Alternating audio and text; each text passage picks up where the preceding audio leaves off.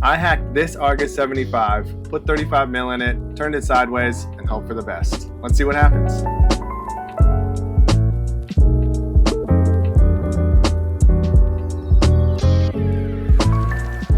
So this camera was actually gifted to me from my mom.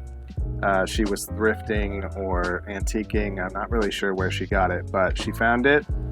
I don't think she did any tests on it, and she bought it for me and sent it over. I've had this for probably 8 to 10 years now, and I've never shot on it.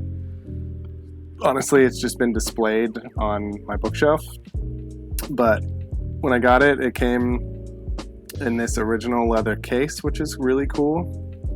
As you can see, it says Argus USA. We're not just going to shoot this camera for the first time. I'm going to push it to its limits, and I have a 35 to 120 adapter kit from the Film Photography Project. We're not affiliated with them, but they have a lot of awesome stuff, and you guys should check them out. And I wanted to push this camera to its limits because I like panoramic images, and honestly, right now, this is the only medium format camera I have. So, let's open it up here. I'm gonna take it out of the case just because it'll be easier.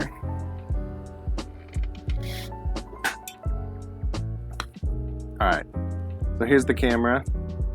It's pretty clean, to be honest. Again, I haven't shot on it, but I also haven't cleaned it or done anything since I got it. So the shutter, the test I did, seems to work. You can also do bulb mode. So this camera is super straightforward. Again, shoot 620 film. I'm going to be shooting 35 with an adapter, but the difference between 120 and 620 is just the spool size. The film is actually the same. If I remember correctly, 620 is just a tiny bit smaller in terms of the spool. It shoots a 6x6 image, so it's square, as you can see here from the top-down viewfinder. Fixed focus, fixed aperture, almost fixed shutter. The difference is you can do bulb mode, or you can go to instant, which gives you 1/32 shutter. The aperture is set at f11, and yeah, there's not a whole lot to this camera. It's not even really like a true TLR. You have this lens that actually captures the image, and then this lens is just for viewing. But I mean, it's pretty clean, and I've always wanted to shoot on it, but I don't shoot medium format too much. So we're gonna take it out for a spin. I did some research before doing this, so again, using the 35 to 120 adapters, I have a bunch of short rolls. I'm going to use some XX.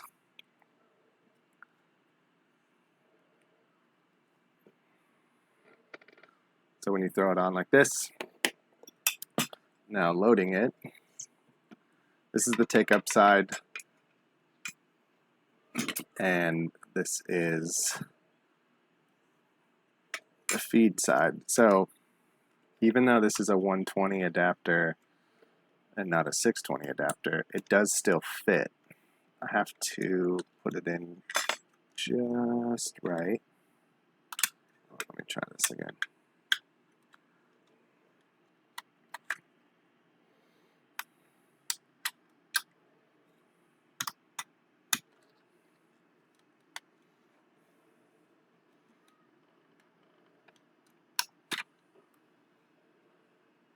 I swear this works. I just did it.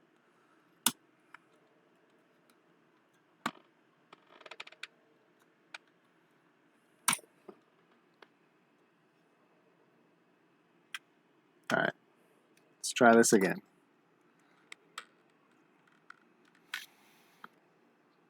Okay.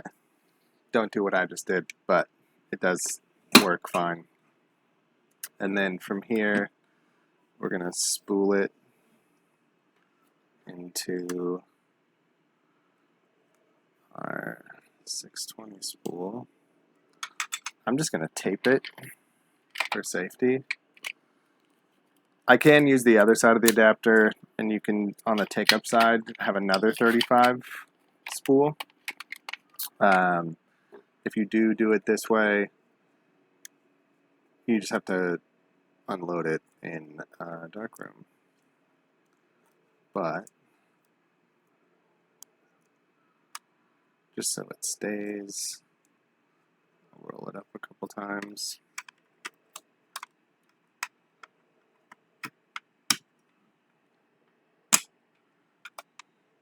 Okay.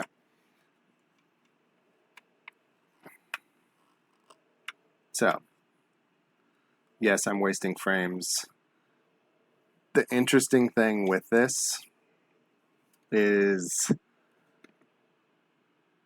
a few things. One, I have to tape up this back window here so I don't fog the film or give any light leaks, because normally on 120 or 620 there's backing paper. It tells you where to roll and start and your exposures. I'm not going to have that. So I did some calculations. Calculation number one is my rotations. To start, I'm going to rotate like 1.5 to maybe 2 rotations. As more film gets brought into the take-up side, it's going to take more film. So you actually do less rotations as you shoot. Another thing, so I'm just going to close this.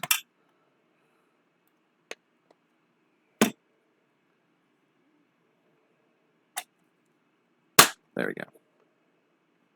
Oh.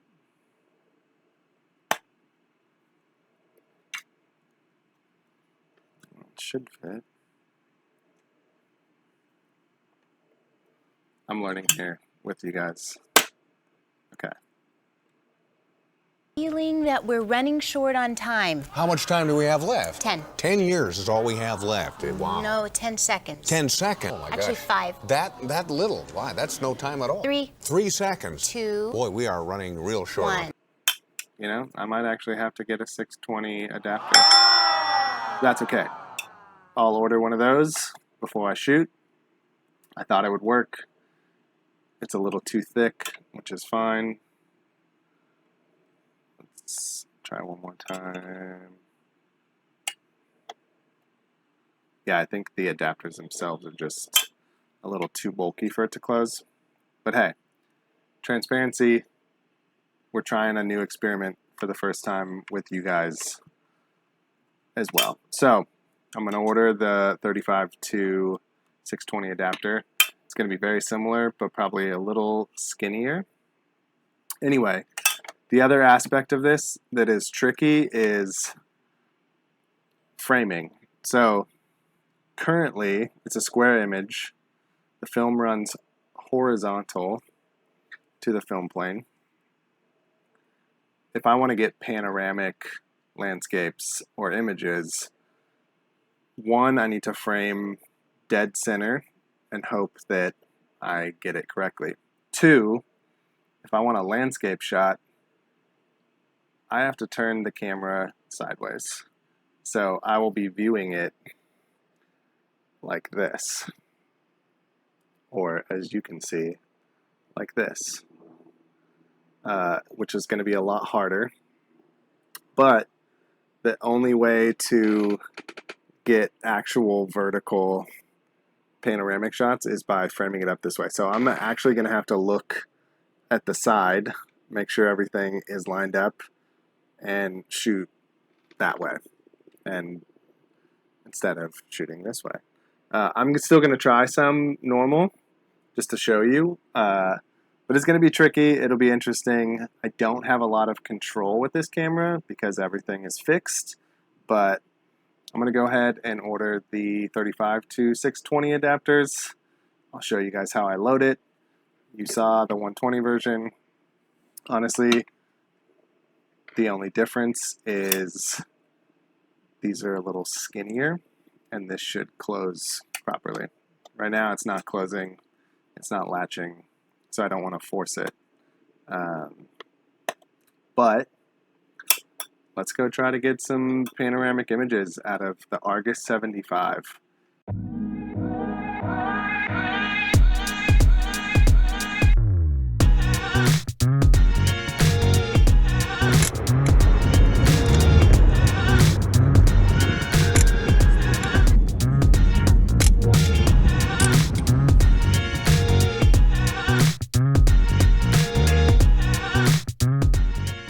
All right. Third attempt. Developed yesterday with bad chemicals. Things didn't work out. I'm determined to make this work. Covering this back didn't work. I'll show you later. Yeah, nothing worked. Let's go.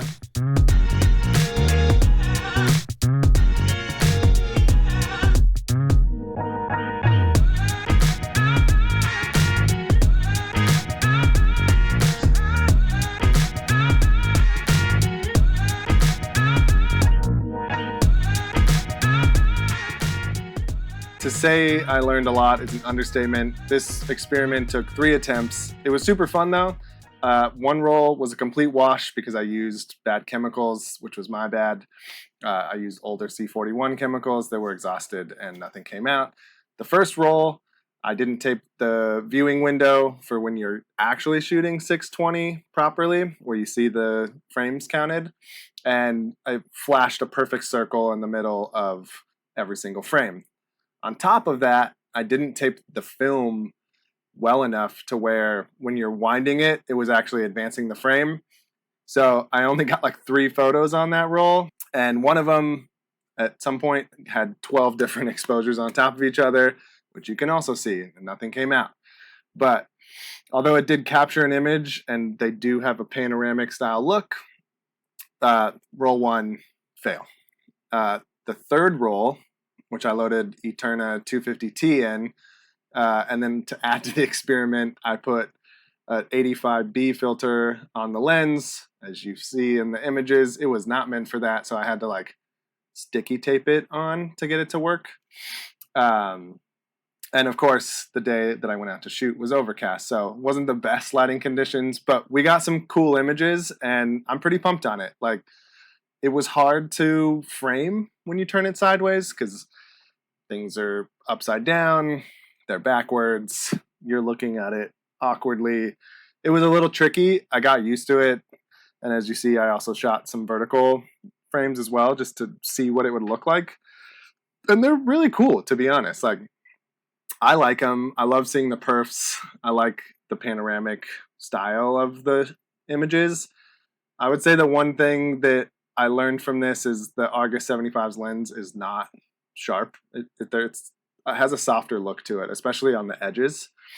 But they still came out, and I think they look really cool. I think it'd be interesting to do this same experiment with like a more advanced camera that has a little bit more control, because the Argus 75, as I mentioned in the beginning of the video, is everything's fixed. Fixed shutter, fixed focus, fixed aperture. So I kind of guessed my exposure. I want to say I rated everything at like 50 ISO. And I think I pulled one stop.